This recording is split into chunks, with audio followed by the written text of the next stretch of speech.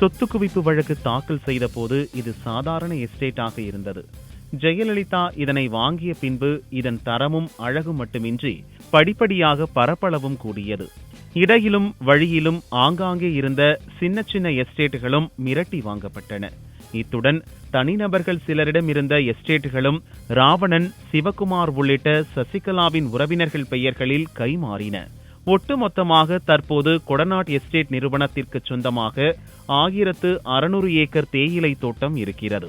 இங்கு 2 அதிநவீன தேயிலை தொழிற்சாலையும் இருக்கிறது. சொத்து குவிப்பு வழக்கில் 900 ஏக்கர் தோட்டமும் ஒரு தேயிலை தொழிற்சாலை மட்டுமே சேர்க்கப்பட்டுள்ளது. 1997ஆம் ஆண்டு நீதிமன்ற உத்தரவுப்படி இந்த சொத்து முடக்கி வைக்கப்பட்டது. இதன்படி இந்த சொத்தை செட்டில்மெண்ட், கிரயம், தானம் செய்வதற்கு நீதிமன்றம் தடை விதித்தது. ஆயினும் எஸ்டேட் தொடர்ந்து ஜெயலலிதா பயன்பாட்டிலேயே இருந்தது. வழக்கு நடந்து வந்த காலத்தில் இந்நிறுவனத்தின் பங்குதாரர்களாக இருந்த சுதாகரன் மற்றும் இளவரசி வெளியேற்றப்பட்டு ஜெயலலிதா மற்றும் சசிகலா பெயர்களில் மட்டுமே இந்த எஸ்டேட் இருந்ததாக மாற்றப்பட்டது. ஜெயலலிதா இறந்துவிட்ட நிலையில் சசிக்கு மட்டுமே இது சொந்தமாகுமோ என பல தரப்பிலும் விவாதங்கள் கிளம்பியிருக்கின்றன.